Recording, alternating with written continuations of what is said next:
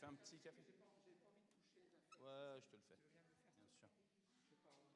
Bien sûr. Je suis pas prêt d'ailleurs. Ouais, c'était dur quand même ce matin. Hop. Je te mets un demi-sucre. Hein.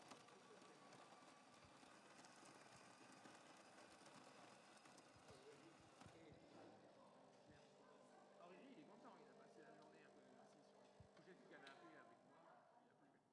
Et on voit, tu transpires. Mais pourtant, j'ai pas de fièvre. T'as repris ta température là ce matin? Ben oui, mais j'ai pas. Normalement, j'ai plus de fièvre. Mais je sens quand même en nage. Et puis tu t'es couvert comme un. Bon. T'as pris la veste, t'as pris le pull, t'as pris donc. Oui, mais ça, c'est que du coton, ça. Il y a du coton. Non mais je me suis dit c'est peut-être parce que justement tu sens que t'es un peu froid. Ah ou... oui, ben ça, oui. En tout cas t'as encore les tremblements ou pas? Non, mais par contre, je sais pas. Bon, le problème, c'est que c'est pourtant, ils vont me dire. Tu veux bien me touiller aussi. Ouais, je te l'ai mis. Je veux pas toucher à ça. Je te l'ai mis. Ok. Qu'est-ce que je veux dire Pourquoi on nous a pas dit ça avant que ça servait à rien d'aller faire le test Covid 24 heures? Pourquoi on nous a jamais expliqué ça? Jamais on nous a dit ça. Là, il m'a dit c'est toujours 24 heures après, c'est toujours négatif. Il a fait les deux grippes. Il me dit il faut au moins 48 heures après les symptômes pour avoir un diagnostic. Ouais, c'est pendant 2 ans, 3 ans, c'est pas ce qu'on nous a dit. Jamais on nous a dit. Et il m'a dit aussi, je crois que je te l'ai dit, il m'a dit qu'un virus, la fièvre tombe tout de suite. Ouais, ça c'est intéressant. Oui, c'est bien. C'est intéressant de savoir comme ça entre virus et bactéries. Effectivement, moi quand j'ai mes infections d'hiver, c'est pris une semaine. Ouais. Parce que du coup c'est bactéries.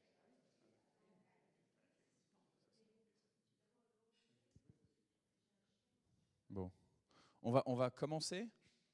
Hop, alors attends, je te prends juste ça. Ah, ça fait bizarre, tu vois, ça fait bizarre. On a. Nathalie, je t'ai mis le nouveau tampon. T'as déjà pris? Comme ça, je le remets. Il n'y a pas de problème. De l'autre côté. T'as été rapide et tout, comme d'hab.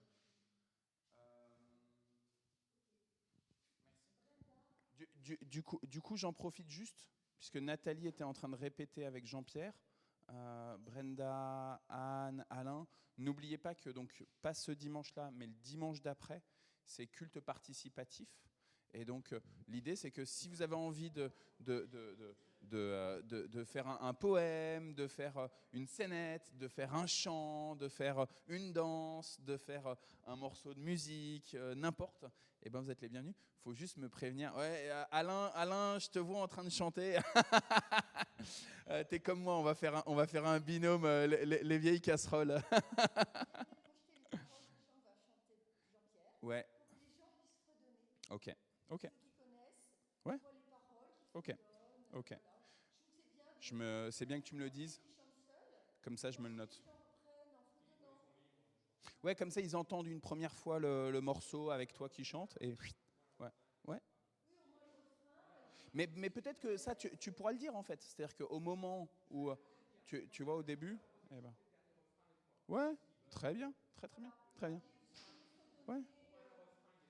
Laissez-moi le premier, puis après vous fredonnez, vous chantez. C'est bien que faire venir la. Très bien. Et ceux qui veulent danser, la valse, ils peuvent danser. Eh ben, allons-y. On demandera à Odile. Odile, elle va venir et elle va faire la valse devant comme ça. Coucou Françoise. Bah oui, mais attends, c'est un jour de joie. Amen, amen, amen, amen. Mais tu sais, ouais. Si j'ai pas quelqu'un à qui je vais écraser les pieds, ça va, tu vois. Salut Michel. Bon, Nathalie, tu as des courses à faire, je pense. Je te pousse. Prochaine fois, ouais, ce sera trop bien, Mais je pense qu'il faut que tu y ailles.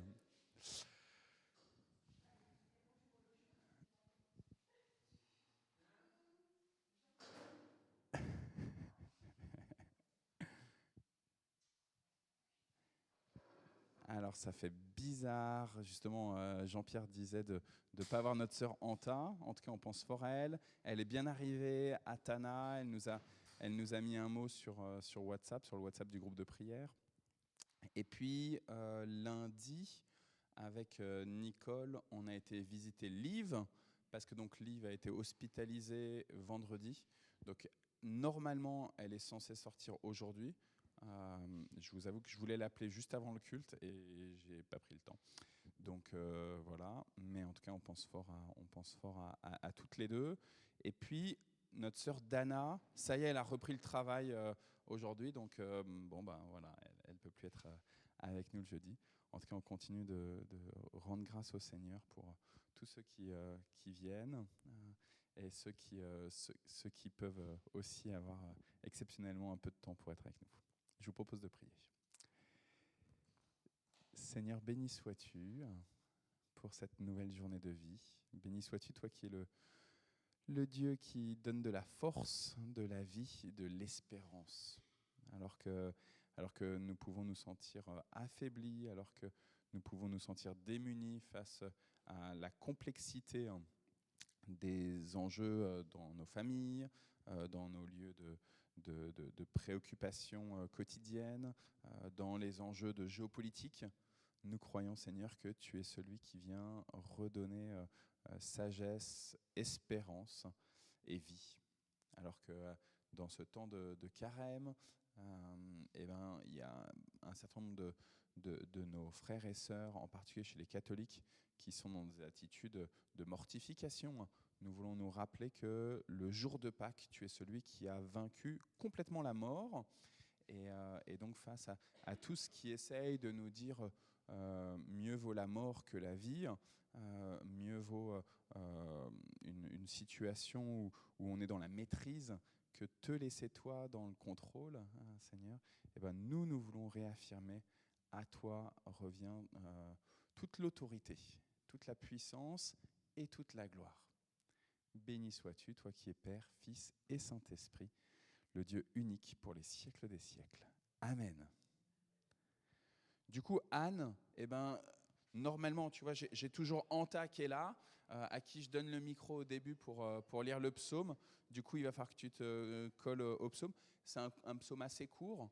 Du coup, je te propose de le lire en entier, notamment pour qu'on se réserve pour la lecture de l'Évangile selon Luc, après le temps de chant, parce que l'Évangile selon Luc, chapitre 9, lui, il va être très long. Et puis, je pense que Jean-Pierre, tu le sens moyen pour lire. Ça ira ? Ou alors tu lis en dernier, si tu veux. Tu te sentiras plus à l'aise comme ça ? Ouais. Franchement, pour moi, t'inquiète pas. Mais si tu veux lire en tout dernier comme ça, si toi tu te sens plus à l'aise comme ça, c'est ok. On n'est pas sûr de ce que tu as, mais justement, c'est parce qu'on n'est pas sûr que tu fais. Je te mets le psaume. Mais il faut lire jusqu'où, pardon ? Il y a 7 versets. D'accord, pardon. D'accord. Oui, ça va, ça, j'ai compris. Merci. Du répertoire de chef de chorale à chanter sur la flûte, poème chanté de David. L'insensé se dit, il n'y a pas de Dieu. Ces gens sont corrompus, ce qu'ils font est abominable. Aucun d'eux n'agit comme il faut. Du haut des cieux, Dieu se penche et observe les humains pour voir s'il y a quelqu'un de sensé qui cherche Dieu. Tous sont rebelles, sans exception, tous sont corrompus. Aucun n'agit comme il faut, pas même un seul. Ils ne comprennent vraiment rien, dit Dieu. Tous ces gens qui font le malheur des autres, ils se nourrissent en exploitant mon peuple, ils ne s'adressent jamais à moi. Les voilà qui s'affolent, eux qui ignoraient la peur, car Dieu dispersera les ossements de ceux qui oppriment son peuple. Ils seront humiliés d'avoir été rejetés par Dieu. Comme je voudrais voir le salut d'Israël arrivant de Sion. Dieu rétablira son peuple. Quelle joie chez les descendants de Jacob, quelle allégresse en Israël.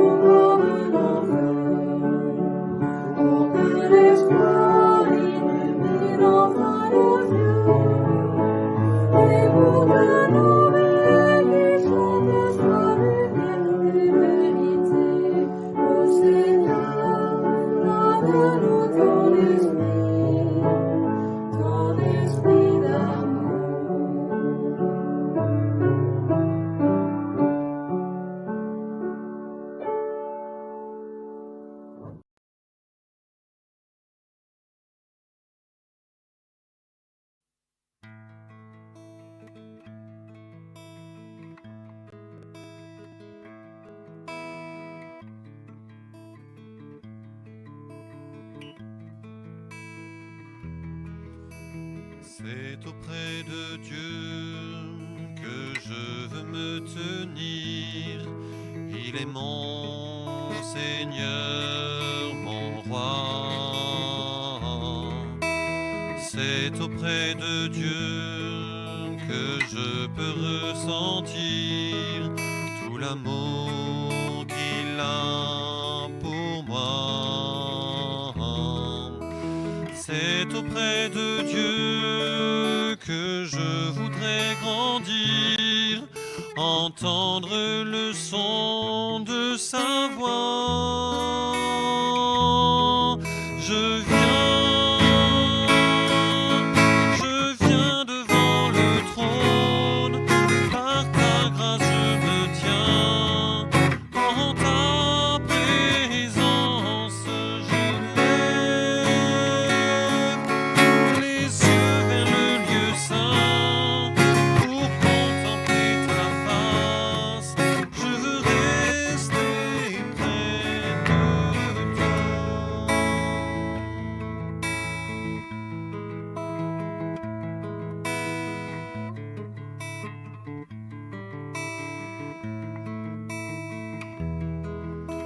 C'est auprès de Dieu que je veux me tenir. Il est mon Seigneur, mon roi. C'est auprès de Dieu que je peux ressentir tout l'amour qu'il a pour moi.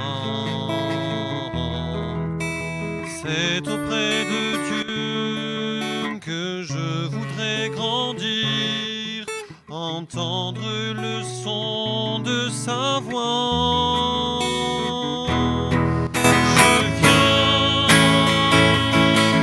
Je viens devant le trône, par ta grâce je me tiens, en ta présence je lève les yeux vers le lieu saint, pour contempler ta face. Je veux rester près de toi.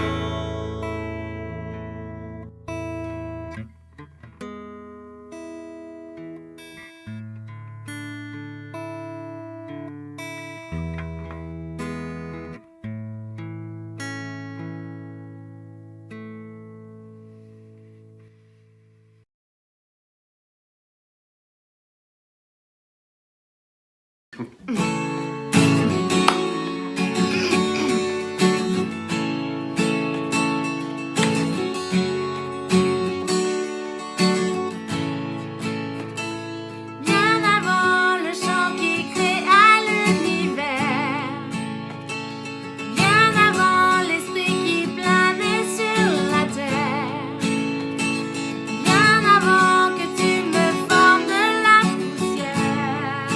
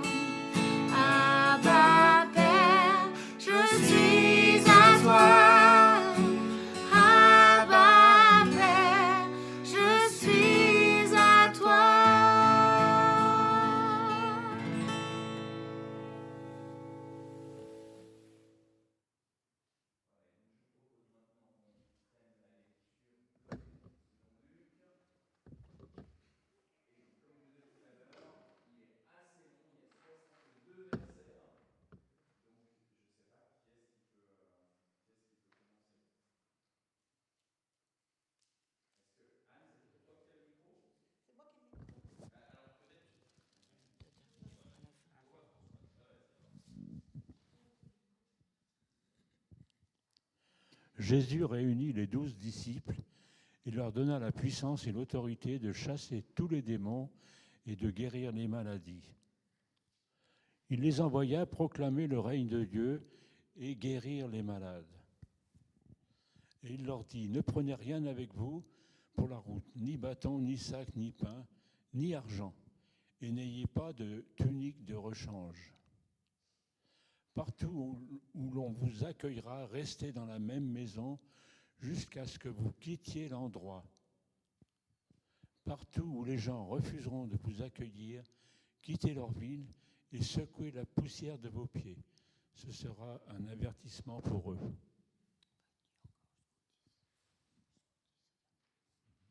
Les disciples partirent. Ils passaient dans tous les villages, annonçaient la bonne nouvelle et guérissaient partout les malades. Je vais jusqu'à 10. Or, Hérode, qui régnait sur la Galilée, entendit parler de tout ce qui se passait. Il ne savait qu'en penser, car certains disaient « Jean le Baptiste est ressuscité d'entre les morts ». D'autres disaient « C'est Élie qui est apparu ».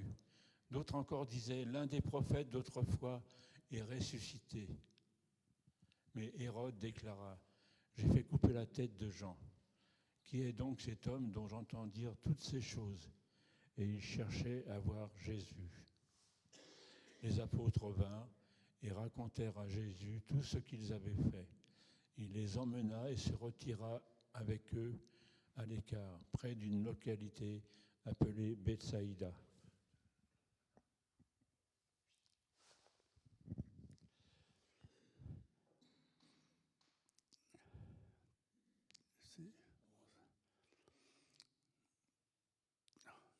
Mais les foules l'apprirent et le suivirent.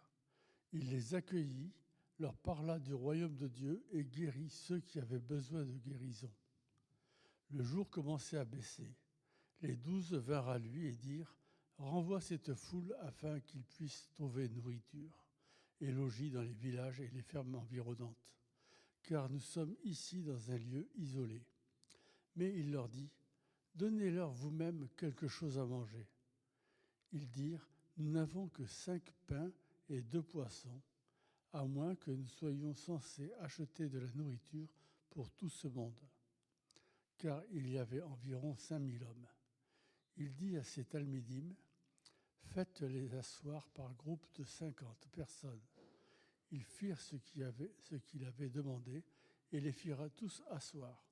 Ensuite, il prit les 5 pains et les 2 poissons et, levant les yeux vers le ciel, il fit l'Abraham, rompit les pains et commença à les donner aux talmidim pour qu'ils les distribuent à la foule. Chacun mangea autant qu'il le voulut et ils emportèrent ce qui restait, 12 paniers pleins de morceaux. Un jour, Yeshua priait dans un lieu retiré. Ses talmidim étaient avec lui. Il leur demanda au dire des foules « Qui suis-je » Ils répondirent « Yohanan l'immergeur ». Mais d'autres disent « Eliaou » et d'autres encore qu'un des prophètes d'antan est ressuscité. « Mais vous, leur dit-il, qui dites-vous que je suis » Képha répondit « Le Mashiach de Dieu ». Cependant, par un avertissement, il leur ordonna de ne le dire à personne. Puis il ajouta « Le Fils de l'homme doit endurer beaucoup de souffrances et être rejeté par les anciens, les chefs Kohanim et les anciens de la Torah, et il sera mis à mort, mais le 3e jour, il reviendra à la vie. »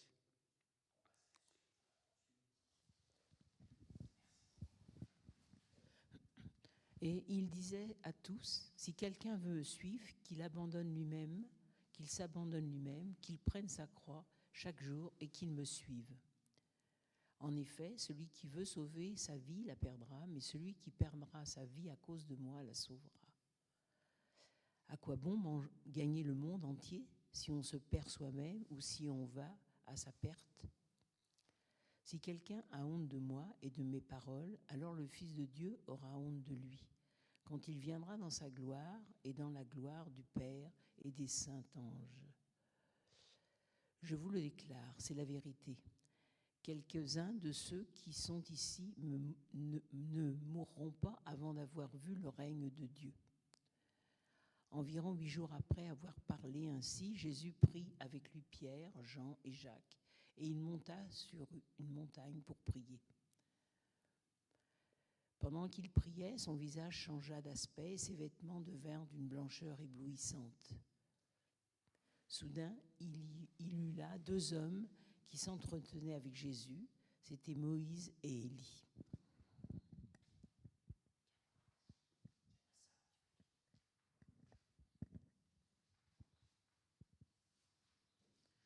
Qui apparaissait dans la gloire, il parlait avec Jésus de son départ qui s'accomplirait à Jérusalem.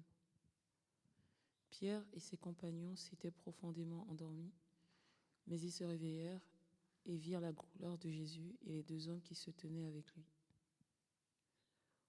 Au moment où ces hommes quittaient Jésus, Pierre lui dit : « Maître, il est bon que nous soyons ici. Dressons 3 tentes, une pour toi, une pour Moïse et une pour Élie. » Il ne savait pas ce qu'il disait. Pendant qu'il parlait ainsi, une nuée survint et les couvrit de son ombre. Les disciples eurent peur en voyant cette nuée les recouvrir.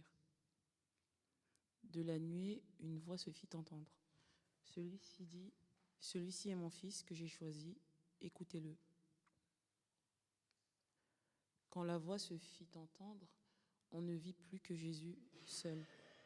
Les disciples gardèrent le silence et en ces jours-là, ne racontèrent rien à personne de ce qu'ils avaient vu. Le jour suivant, ils descendirent de la montagne et une foule de gens vint à la rencontre de Jésus.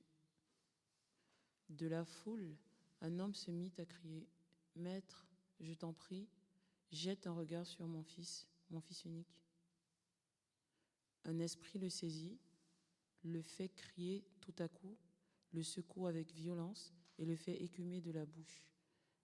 Il le maltraite et ne le quitte que difficilement. J'ai prié tes disciples de chasser cet esprit, mais ils n'ont pas pu. Jésus déclara : « Génération mauvaise, vous êtes incapable de croire. Combien de temps encore resterai-je avec vous ? Combien de temps encore devrais-je vous supporter ? Amène ton fils ici. »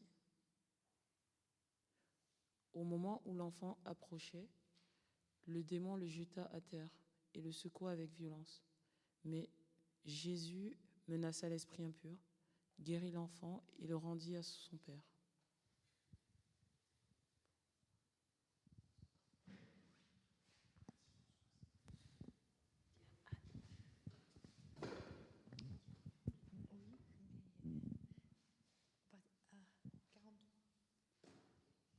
Et tous étaient impressionnés par la grande puissance de Dieu.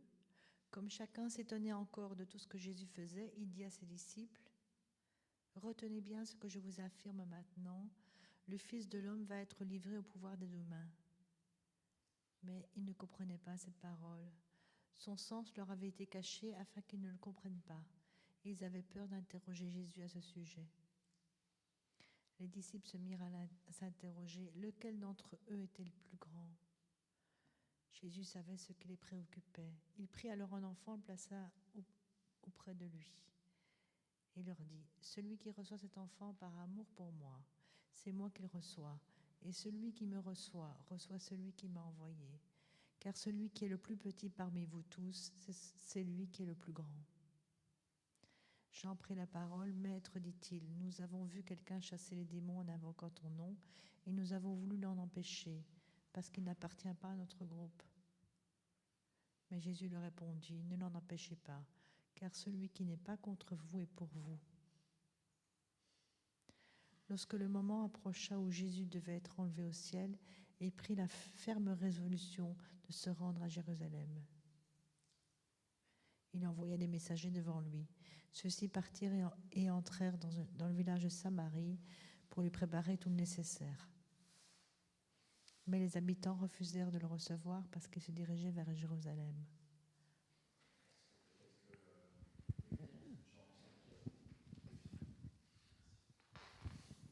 Quand les disciples Jacques et Jean apprirent cela, ils dirent : « Seigneur, veux-tu que nous commandions au feu de descendre des cieux et de les exterminer ?» Jésus se tourna vers eux et leur fit des reproches. Et ils allèrent dans un autre village. Ils étaient en chemin lorsque quelqu'un dit à Jésus : « Je te suivrai partout où tu iras. » Jésus lui dit : « Les renards ont des terriers et les oiseaux du ciel ont des nids, mais le Fils de l'homme n'a pas un endroit où reposer sa tête. » Il dit à un autre : « Suis-moi. » Mais cette personne dit : « Seigneur, permets-moi d'aller d'abord enterrer mon Père. » Jésus lui répondit : « Laisse les morts enterrer leurs morts, et toi, va annoncer le règne de Dieu. » Un autre encore dit : « Seigneur, je te suivrai, mais permets-moi d'abord d'aller dire adieu à ma famille. » Jésus lui dit : « Celui qui se met à labourer, puis regarde en arrière, n'est pas fait pour le règne de Dieu. »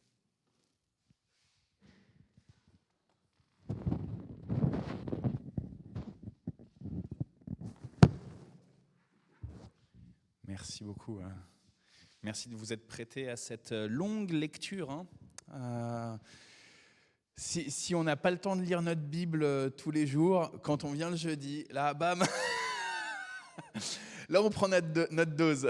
On prend notre dose. Et vraiment, dans ce Luc chapitre 9, il y a cette histoire que Jésus il va distribuer les pains à une foule nombreuse. Et il n'y a pas assez de pain. Il n'y a pas assez de pain par rapport à la foule qui est là. Et les disciples de Jésus, ils sont démunis. Et ils se disent, on n'a pas assez de pain, on n'a pas assez de poisson, on n'a pas assez... Et ça me renvoie sur le fait que, et c'est pour ça que là je parle de ça, ça me renvoie sur le fait que nous, il y a des moments où on n'a pas assez de connaissances de la Bible. Moi, je ne suis pas Alain Dumont, je connais mal mon grec, je connais mal mon hébreu, je ne suis pas assez dans la Bible. J'ai beau essayer de venir le samedi à explorer la Bible avec les introductions sur les livres bibliques, eh ben, je ne maîtrise pas assez ma Bible. J'ai beau être pasteur, je ne maîtrise pas assez ma Bible. Et souvent, je me dis, je suis démuni. Je ne peux pas faire. Je suis incapable. Et pour moi, là, tout le chapitre 9, en tout cas, c'est ce que j'ai ressenti en le lisant et là, en le réécoutant avec vos belles voix, c'est toute la discussion de comment je vois Jésus, qui est-ce qui est Jésus, qui est-il profondément, et du coup, en conséquence, comment je me positionne. Et il y a cette espèce de va-et-vient sans cesse dans ce chapitre. Je sais pas, il y a des gens qui commencent à suivre Jésus, et du coup, Hérode, il fait venir les gens et ils disent mais c'est qui ? Et qui est-il ? Alors on dit il y en a qui disent que c'est Élie, il y en a qui disent que c'est Jean-Baptiste. Et Hérode il dit non, je lui ai fait couper la tête. Et puis Élie, c'était il y a trop longtemps, c'est pas possible, c'est pas lui. Et qui est Jésus pour moi ? Qui est Jésus ? Comment est-ce que d'un seul coup, je vais pouvoir dire qui est Jésus ? Et du coup, dans ce même chapitre 9 de Luc, Jésus, il interroge ses disciples et il y a la fameuse phrase de Pierre, « Tu es le Christ ».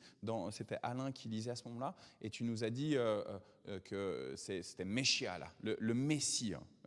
Et c'est beau de réentendre aussi le terme Messia aussi et de se rappeler Messie, parce que pour nous, Christ, c'est tellement devenu le nom de famille de Jésus, quoi, que du coup, c'est tellement rentré dans le langage courant. On ne peut pas dissocier aujourd'hui Jésus de Christ.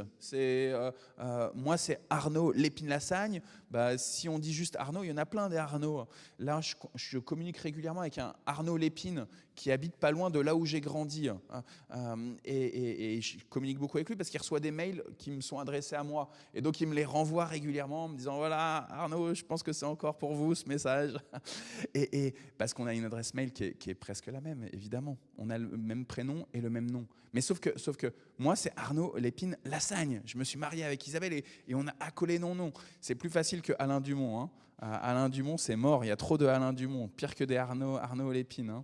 Il y en a tellement des Alain Dumont. Et je sais même, en discutant avec Nicole, qu'ici, dans la ville de Mantes, il y a un autre Alain Dumont. Et je crois même qu'il y a une autre Nicole Dumont aussi, il me semble qu'elle m'a dit. Donc vraiment, dans une même ville, on a des gens qui sont des homonymes. Et pour nous, Jésus, c'est Christ, ça va de pair. Mais du coup, ça fait du bien de réentendre que là, Pierre, il dit, tu es le Messie, celui qu'on attend.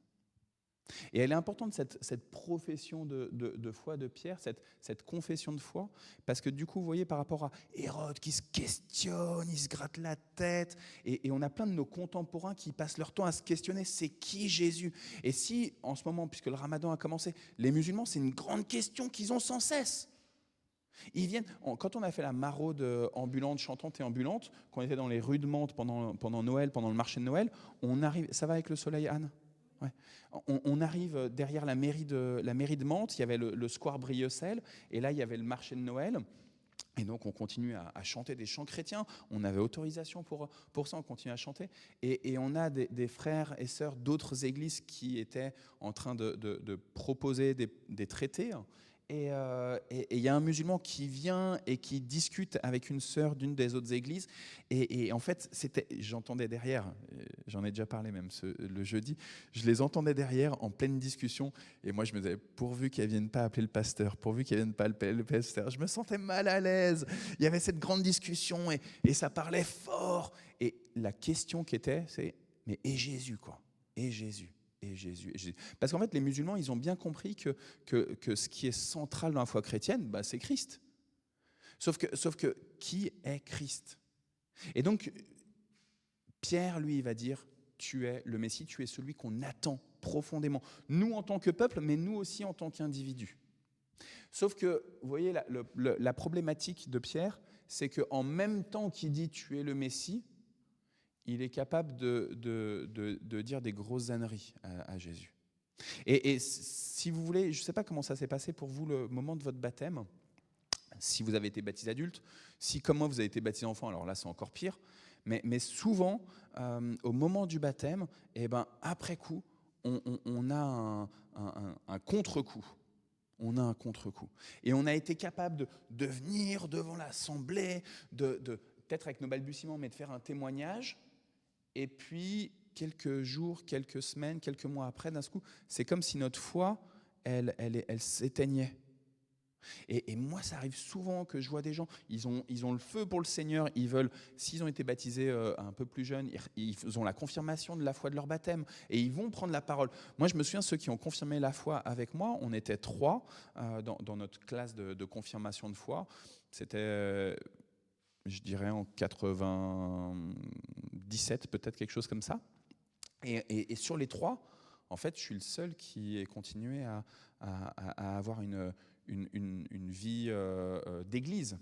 Je ne dis pas qu'ils ne croient pas en Dieu. J'espère qu'ils croient encore en Dieu, les 2 autres. Mais en tout cas, ils ont arrêté, mais quasiment du jour au lendemain, de pratiquer. Comme s'il y avait quelque chose d'obligatoire, d'aller jusqu'à la confirmation, peut-être pour faire plaisir à papa et maman, mais pourtant je ne suis pas sûr que c'était ça. Un des 2 peut-être, mais pas l'autre. Et puis, presque du jour au lendemain, on avait le groupe de jeunes, ils ne venaient pas au groupe de jeunes, c'était qu'une fois par mois, donc ils sautaient une fois, donc ça faisait tout de suite tous les 2 mois, et puis du coup, tout le relationnel, petit à petit, Jean-Pierre, tu nous parles souvent de tes débuts dans la foi chrétienne avec la communauté, mais c'est important le relationnel. C'est vrai que c'est super important, parce que c'est là aussi qu'on se fortifie, qu'on se prend dans les bras, au sens au moins spirituel, et où on prend soin les uns des autres, où on ose se confier. C'est vrai que moi, s'il y a des gens que je ne connais pas trop, je vais avoir du mal à leur dire les galères que je vis.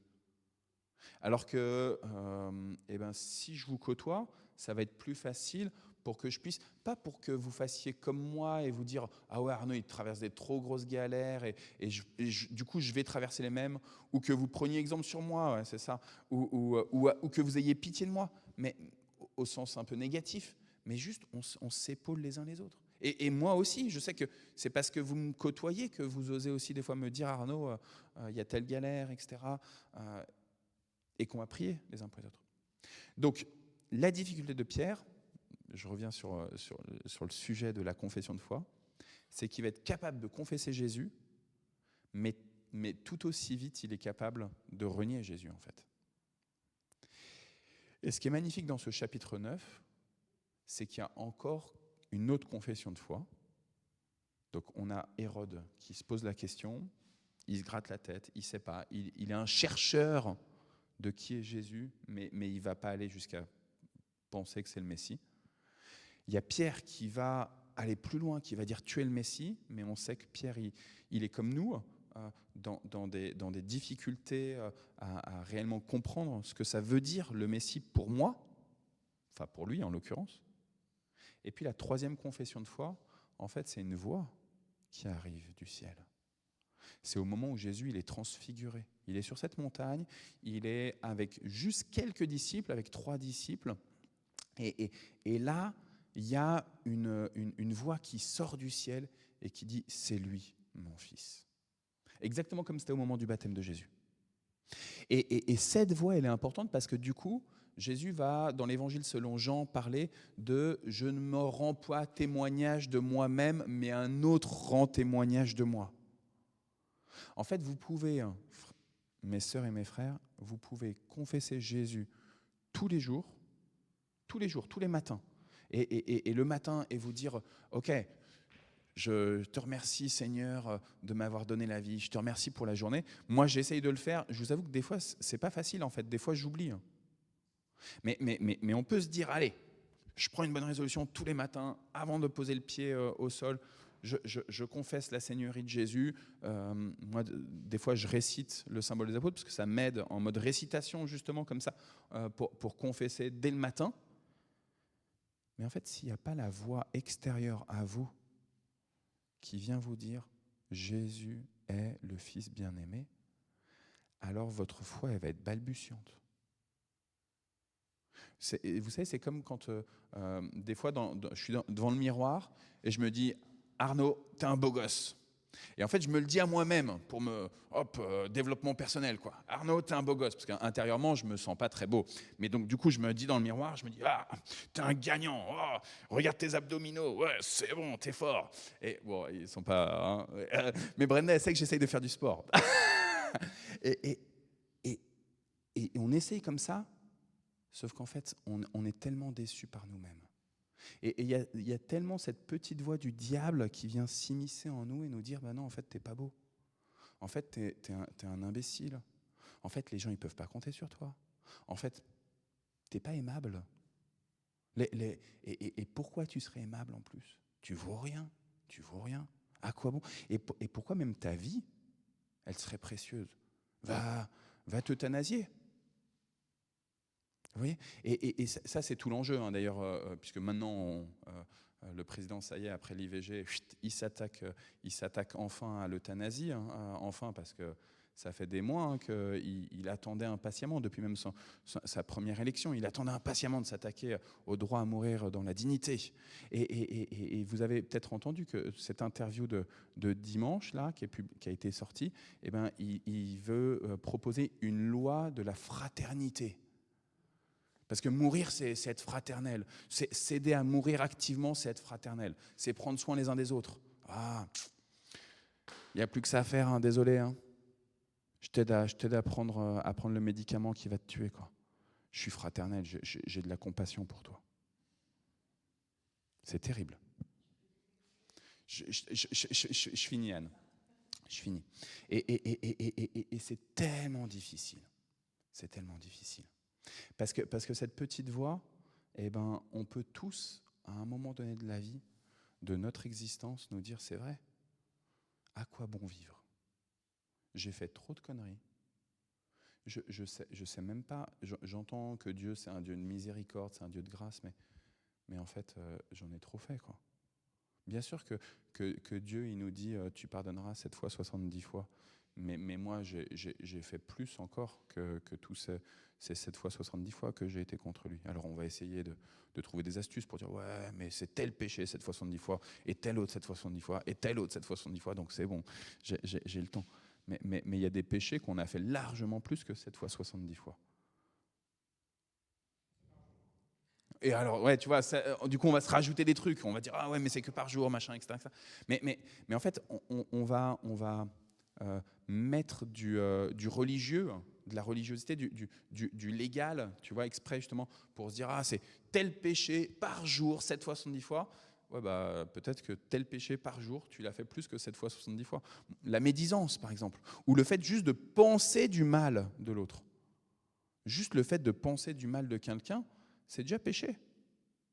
Ben ça, Il y a peut-être des chances qu'on l'ait fait plus que 7 fois 70 fois. Et tant qu'on n'a pas la voix du Seigneur extérieure à nous, qui vient nous dire « Celui-ci est mon fils bien-aimé ». Et là, pour moi, vous voyez, frères et sœurs, je voudrais juste dire l'importance de l'Église. On ne peut pas être chrétien tout seul.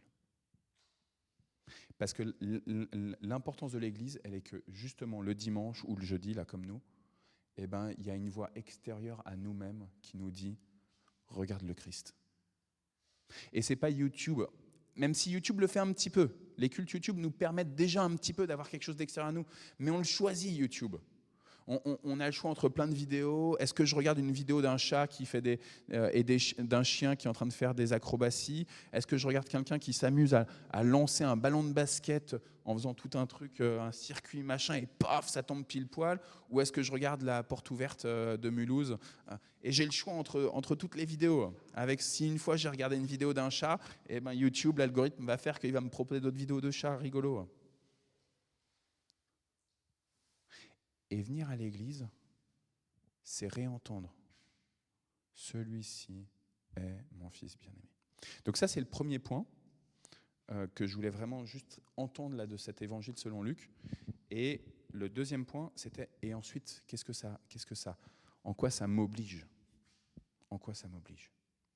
Quand au début de l'évangile, Jésus, il envoie les 12 en mission. Et ils reviennent, ils sont tout heureux.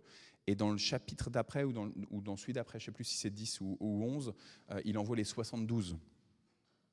Et donc, être disciple de Jésus, être un suiveur de Jésus, c'est accepter d'être envoyé aussi. Au-delà de nos propres forces, au-delà de nos connaissances de la Bible, au-delà de ce qu'on possède ou de ce qu'on ne possède pas, on n'a pas trop de pain, on n'a pas trop de poissons, on n'a pas de quoi loger, de quoi se loger. On part les mains vides, on part sans rien, on n'a pas de vêtements.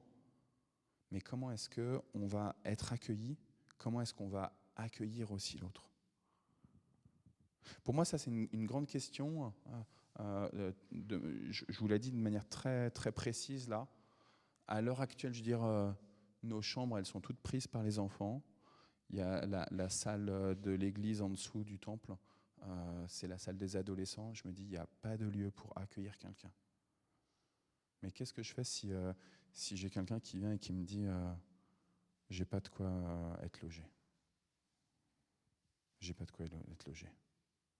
Il y a quelques années de ça, on a eu quelqu'un de l'église qui nous a dit je suis expulsé de chez moi, enfin il faut que je parte de chez moi, j'ai plus le choix. Il n'avait plus d'endroit où dormir, il a dormi dans le métro dans Paris.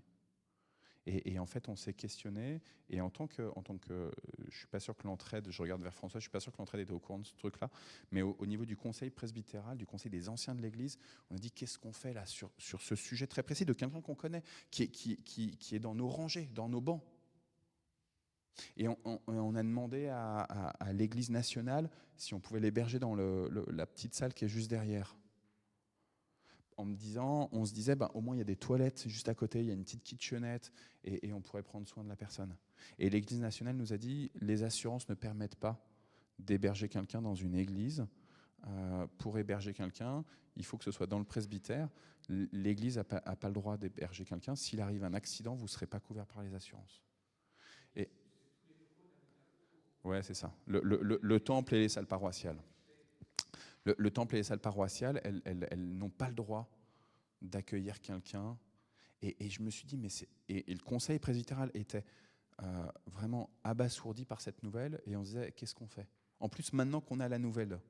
C'est-à-dire que du coup, si on accueille la personne, consciemment, on sait que s'il arrive un pépin, on ne sera pas couvert par les assurances. Et qu'est-ce qu'on fait de ça? Et on n'a pas accueilli la personne. Et donc la personne, elle a encore logé pendant quelques nuits dans la rue. Il y a des paroissiens qui ont accepté d'héberger de manière sporadique cette personne-là jusqu'à ce qu'elle trouve un logement. Et maintenant, cette personne, elle a un logement. Alléluia. Mais trop souvent, dans des cas, vous voyez, très précis, très concrets, on se dit, mais j'ai pas. J'ai que 5 pains et 2 poissons. J'ai une chambre, je peux pas accueillir la personne. Et je ne veux pas vous culpabiliser, hein, frères et sœurs. Vous voyez, moi je vous dis, j'ai le même problème juste dans le presbytère, quoi. Nos chambres, elles sont occupées par nos enfants. Je ne me vois pas de dire à nos enfants, vous allez tous loger dans la même chambre parce qu'il faut qu'on héberge des gens.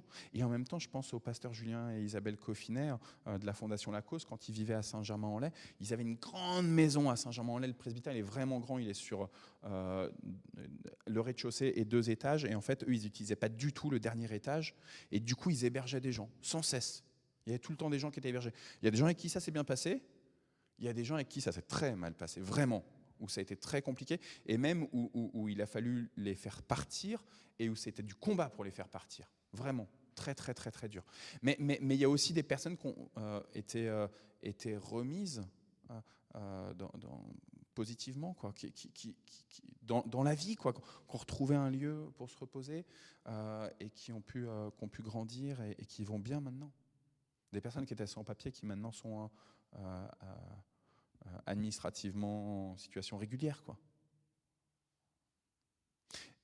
Si j'entends cette voix au moment de la transfiguration qui me dit « celui-ci est mon fils » et que du coup ça ne dépend pas juste de ma confession de foi qui fait que je suis un bon chrétien parce que je vais au culte du jeudi ou au culte du dimanche ou que je lis ma Bible tous les jours, si j'entends cette voix, ensuite ça me positionne, ok, qu'est-ce que je fais ?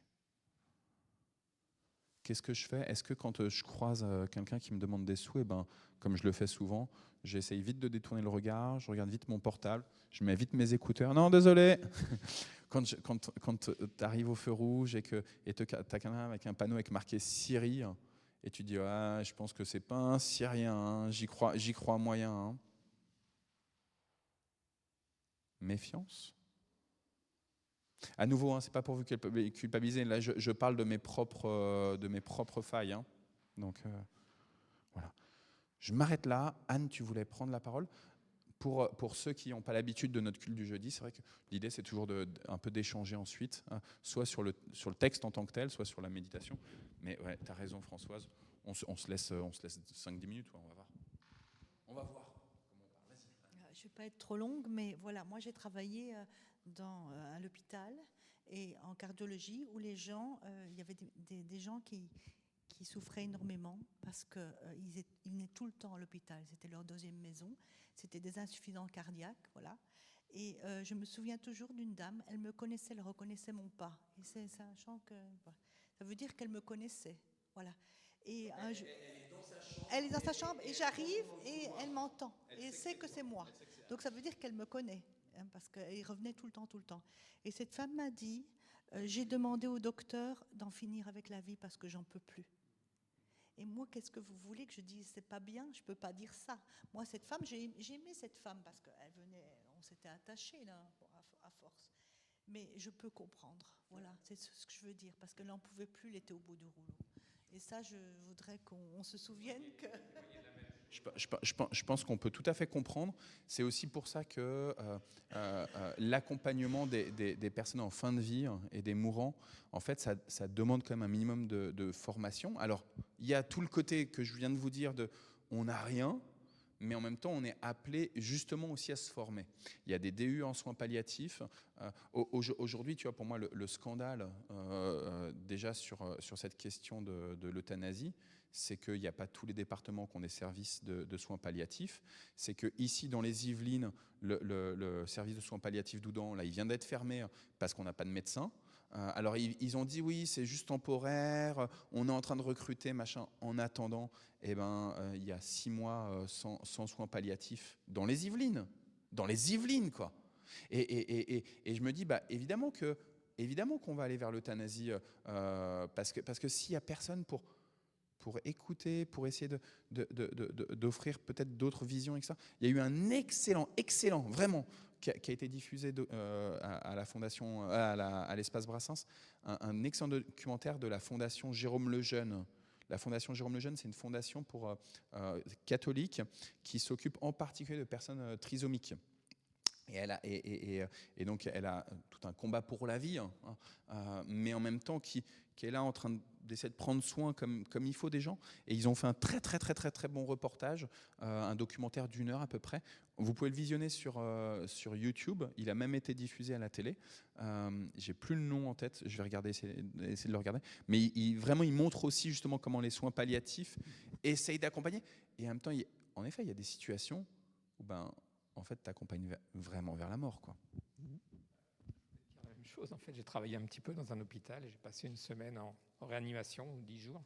Il y avait des cancéreux en fin de vie qui râlaient, qui hurlaient toute la journée. C'était les années 80, je pense qu'on a fait des gros progrès, mais ne soyons pas prompts à condamner nos contemporains quand ils font. Voilà. Je veux dire, même je trouvais que les aides-soignantes, les infirmières dans ce service-là, elles étaient très froides, très détachées, mais c'était insupportable, quoi. Entendre des gens râler toute la journée, c'était dur.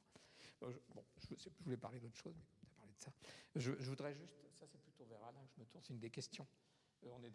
Mais si c'est Christos, c'est la même chose, ça veut dire loin du Seigneur, on est d'accord, c'est ça le sens. Donc d'où vient le sens qu'on a maintenant plutôt aujourd'hui, que les Juifs avaient aussi de Messie, c'est plutôt sauveur et homme providentiel. Est-ce que dans l'hébreu c'est plus, ça veut dire ça aussi, ou bien est-ce que le sens a changé au cours de l'histoire?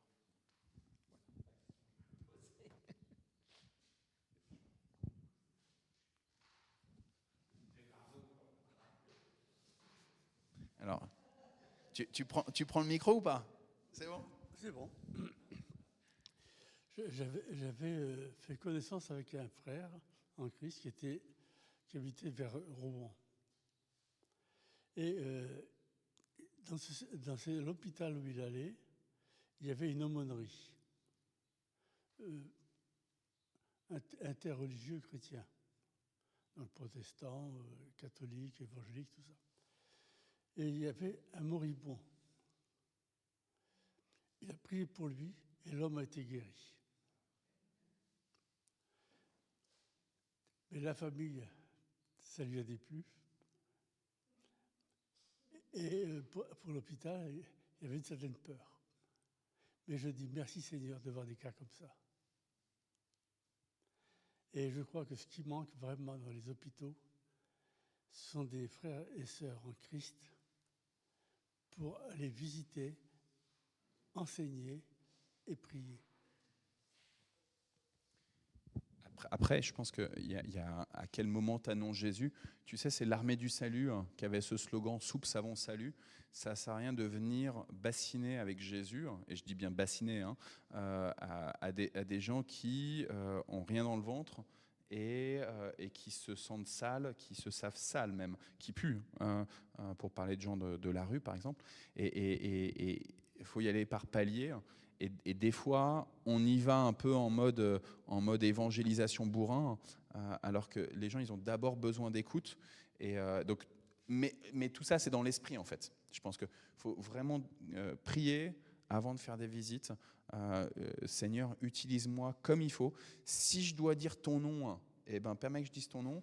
Si je ne dois pas le dire, fais en sorte que je ne le dise pas. Quand j'étais tout feu, tout flamme, quand j'avais 20 ans, j'allais dans le métro à Paris. Je partais de Noisy-le-Grand, de ma ville. Je prenais le RER A et après je me baladais dans le métro. Et je m'étais fait des pancartes sur lesquelles je les avais scotchées, je les avais agrafées, je sais pas, sur mon t-shirt.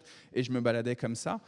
Et je pense que c'était bien, tu vois, parce que ça m'a fortifié aussi d'y aller comme ça. Ça m'a fortifié ma foi. Maintenant, je pense que j'ai évangélisé personne, réellement. Pourtant, j'ai discuté, etc. Il y a quelqu'un que je côtoie régulièrement dans l'école où la fille de Brenda et mes enfants vont. Et sur sa voiture, il y a marqué « Jésus revient bientôt ». Il a une affichette, un sac avec marqué « Jésus te sauve », etc. Et je pense que c'est très vrai. Je pense que c'est très vrai, etc.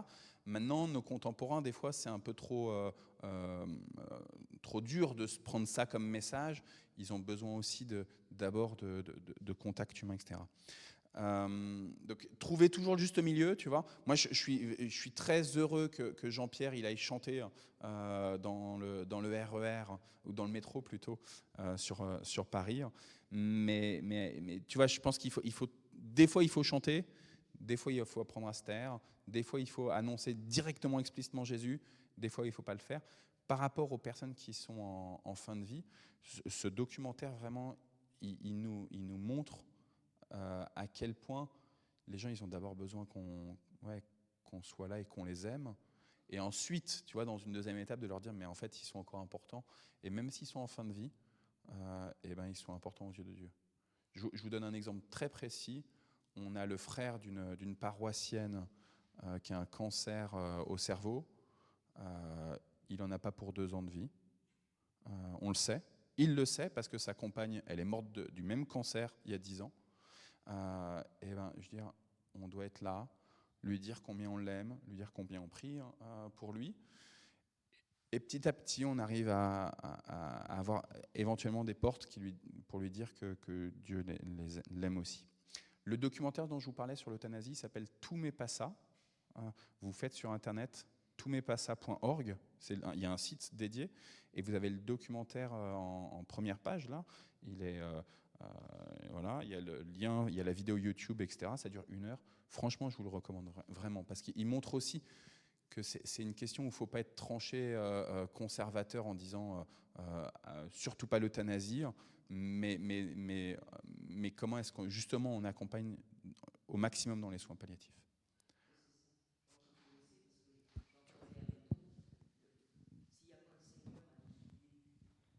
Sur certaines choses, j'entendais la loi qui évolue dans des pays où ils l'ont passé comme ça, et admettons des personnes âgées qui sont là tous les deux, qui ont peut-être peur de la mort et autres, et ils se font euthanasier parce qu'ils veulent mourir ensemble. Des gens dépressifs. Je veux dire, c'est bien plus facile d'aller vers l'euthanasie, c'est bien plus facile que d'aller avec l'aide de médecins, bien sûr, parce qu'il y a comme ils disent dans les soins palliatifs, il y a des choses, les gens, nous on a eu notre voisine qui a été justement à Oudan, là, et qui est morte d'un cancer, vraiment quelque chose elle a vécu des choses, mais ils avaient de quoi pour la souffrance, hein, faut pas, si c'est bien fait, s'il y a les médecins. Il manque, comme il dit Arnaud, il manque des infirmières, il manque... oui, mais parce que souvent on les laisse et il n'y a pas de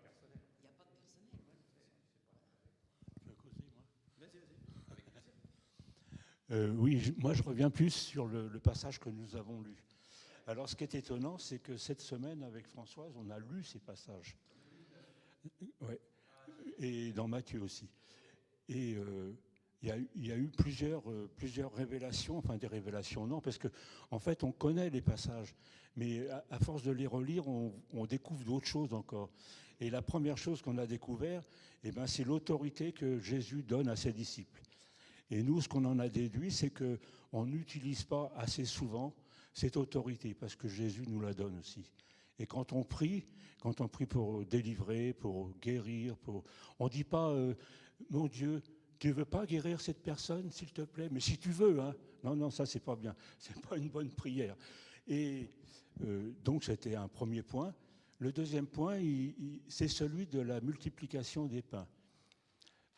Les disciples étaient embarrassés. Hein. Nourrir 5000 personnes avec un peu de poisson et un peu de pain. Jésus leur dit, vous avez quelque chose? Alors, oui, on a quelques poissons et quelques pains. Donc, on apporte ces poissons et ces pains et Jésus les multiplie pour nourrir tout le monde, même qu'il en avait trop, qui est dit dans le passage. Et ce passage nous renvoie à Élisée. Élisée qui reçoit la veuve et il lui demande, mais tu as quelque chose? Tu n'as rien? Il avait bien son idée derrière la tête. Hein. Et la veuve a dit, non, j'ai rien. Ah si, j'ai un peu d'huile. Eh bien, va chercher dans tout le village des cruches, tout ce que tu peux pour les remplir. Et il les remplit. Et je pense que ça nous montre que Dieu, il veut que nous soyons utiles aussi, que nous soyons actifs. C'est-à-dire de pouvoir apporter quelque chose et lui donnera bien plus. Hein, c'était notre réflexion. Avec la question juste autorité, c'est bien que tu en parles, parce que je voulais je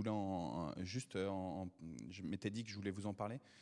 La difficulté, c'est que en fait, il faut sans cesse réentendre l'appel de Christ pour notre vocation, sachant que notre mission, elle peut être un peu différente. Notre vocation de chrétien, c'est de représenter Christ sur terre, donc ça, c'est une vraie pleine autorité. cette vocation à faire venir le royaume de Dieu sur terre, celle de Messie. En fait, il est attendu, mais du coup, on est attendu. On devient des petits Christ, on devient des petits Messies. Ça vient de là, hein, le terme chrétien, c'est petit Christ. Donc, on est attendu pour ça. Donc, voilà, pour parler au nom du Père. La seule difficulté aussi dans Luc 9, c'est quand ça commence à nous monter la tête et qu'on oublie que c'est lui qui est autorité. Et vous voyez, c'est quand il se pose la question, les disciples, Jésus n'est pas tout à fait là, il entend, il commence à approcher, et ils se disent, c'est qui le plus grand parmi nous? Et il y a notamment les fils du tonnerre. Il y a Jacques et Jean, les fils de Zébédée. Eux, c'est des gros bourrins. Et donc, eux, ils veulent tout détruire. Ils veulent, ouais, tu veux qu'on les maudisse? On est prêt à les maudire, quoi. On est prêt à prendre les armes, on est prêt à faire le djihad. En fait, c'est ça que ça veut dire. Et ça ne parle pas de djihad exactement, hein, mais c'est ça que ça veut dire derrière.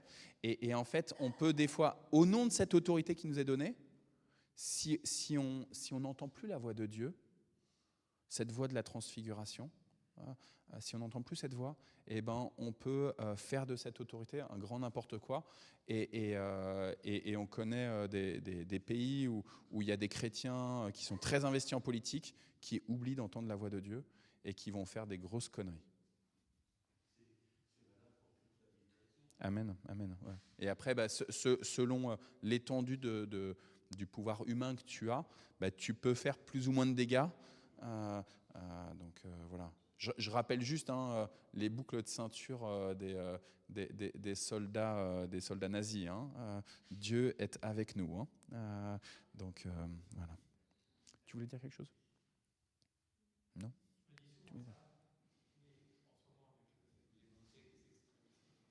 Ouais. C'est ça. C'est ça. C'est ça, c'est ça.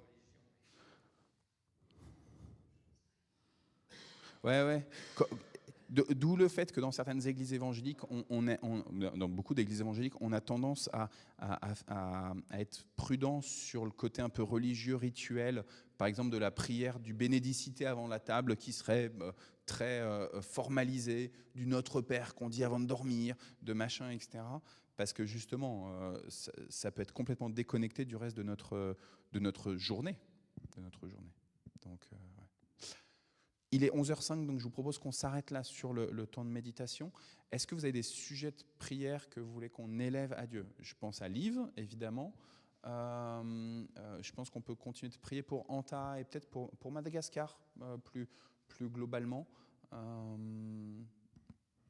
Est-ce qu'il y a d'autres sujets auxquels vous pensez? Ouais, donc on prie pour ta belle-sœur, pour son genou et son diabète. Ok.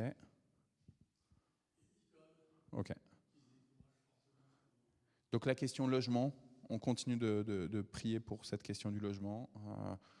Voilà. Et le musée. Le logement, c'est le pack. Ok. Est-ce qu'il y a d'autres sujets auxquels vous pensez?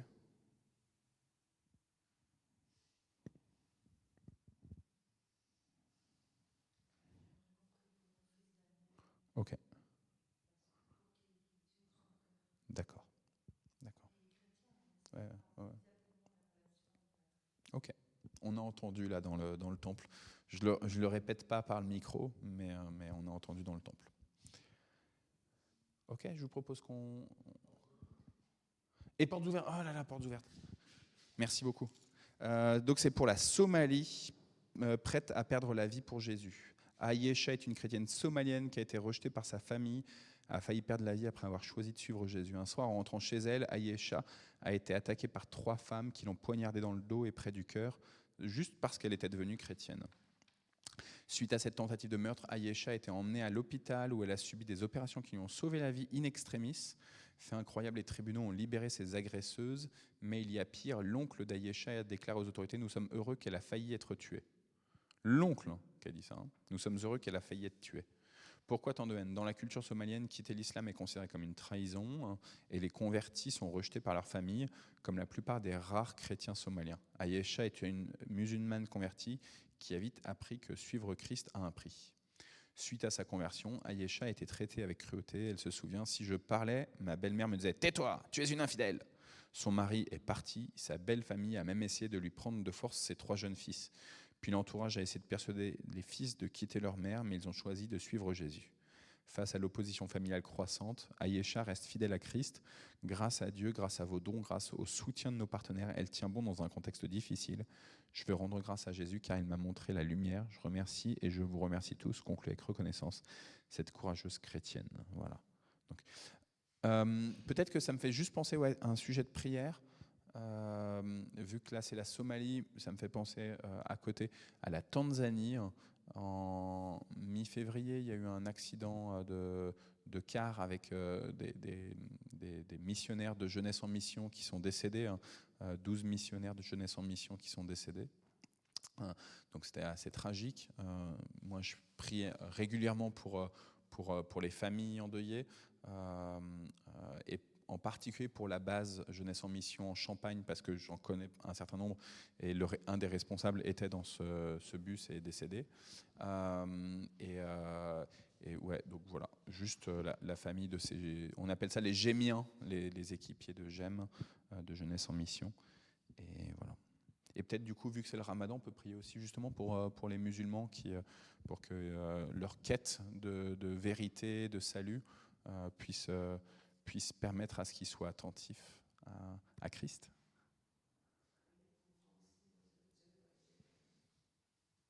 Bientôt la Scandinavie. C'est quand, Odile? C'est demain. Donc on va prier pour toi, Odile. Okay. Donc ceux qui veulent élever la voix, je vous laisse élever la voix et on termine avec le Notre Père.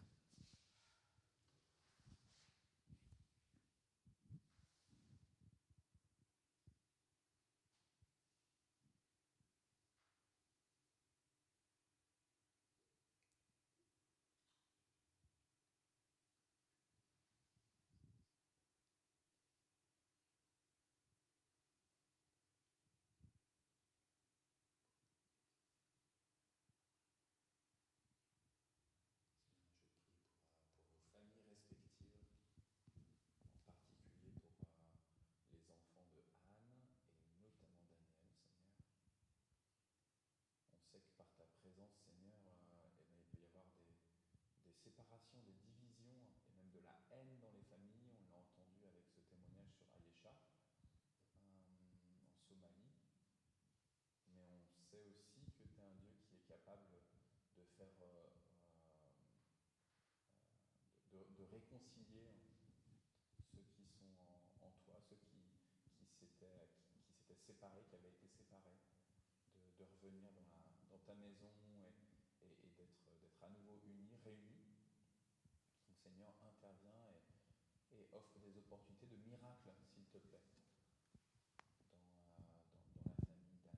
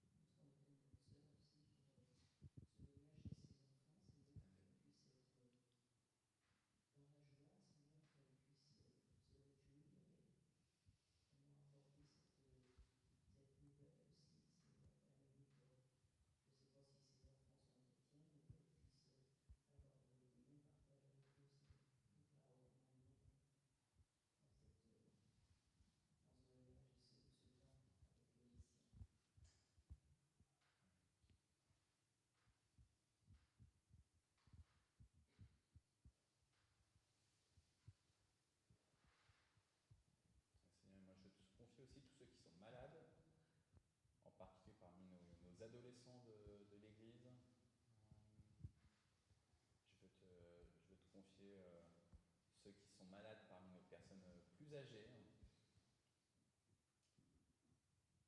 Seigneur, nous croyons que tu es le Dieu de guérison. Donc, comme on l'a entendu de Michel, on a autorité pour proclamer la délivrance. Donc, que maintenant, il y ait délivrance pour ces adolescents et pour ces personnes plus âgées. Qu'il y ait délivrance aussi pour Jean-Pierre.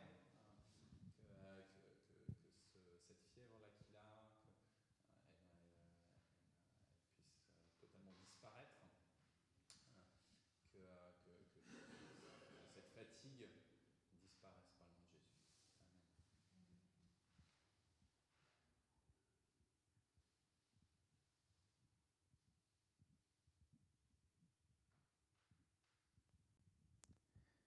Et je vous propose qu'on dise ensemble notre Père qui es aux cieux, que ton nom soit sanctifié, que ton règne vienne, que ta volonté soit faite sur la terre comme au ciel.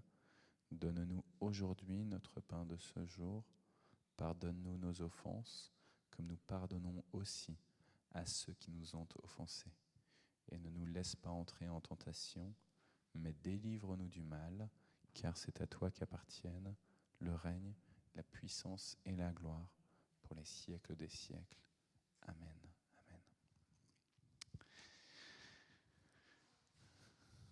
C'est le moment de la bénédiction. Juste avant, un rappel. Donc, comme je le disais au début du culte, dimanche de la semaine prochaine, c'est les rameaux. Et donc, du coup, c'est le culte participatif. Ce dimanche-là, le culte est un peu spécial parce qu'il y a l'Assemblée générale de l'Église aussi.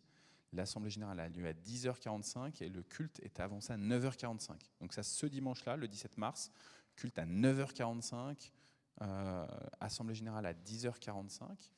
Le dimanche d'après, le culte participatif, avec voilà, toutes les offrandes de prestations des uns des autres.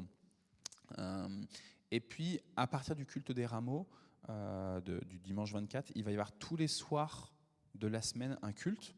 Donc le lundi soir, le mardi soir, le mercredi soir, le jeudi soir, le vendredi soir, le samedi soir, un culte à 19h à chaque fois. Ça veut dire que le jeudi 28, je pense, quelque chose comme ça, on ne fera pas le culte le matin, on fera directement le culte le soir à 19h. Comme c'est le jeudi saint, on va faire le lavement des pieds et la Sainte Seine, comme on le fait chaque jeudi saint. C'est un rite religieux, mais dans lequel aussi on considère que Dieu se donne de manière particulière, donc on aime bien vivre ce moment-là.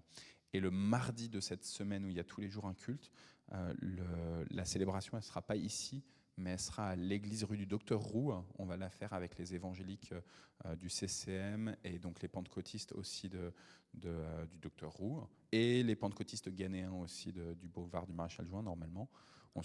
Le mardi. Donc le lundi soir ici à 19h, le mardi rue du Docteur Roux, mercredi, jeudi, vendredi, samedi ici à chaque fois à 19h et donc pas de culte le jeudi 28, c'est ça que tu m'as dit. Voilà. Et le dimanche de Pâques, petit déjeuner, culte à l'aube de Pâques, petit déjeuner et culte de Pâques, mais sachant que c'est le jour où on change d'heure aussi. Donc ça veut dire qu'il faut être à 7h ici, mais selon l'ancienne heure, ça fait 6h du mat, quoi, ici. Donc ça va être chaud. Voilà. Que le Seigneur vous bénisse tout au long de ce jeudi, que vous puissiez apercevoir combien Dieu il a besoin de vous et qu'il veut vous appeler à reconnaître en Jésus son Fils, mais en vous-même les disciples de son Fils qui peuvent amener du pain, amener de la guérison, amener du réconfort, là où les gens sont affamés, là où les gens sont malades, là où les gens sont désespérés ou isolés. Amen.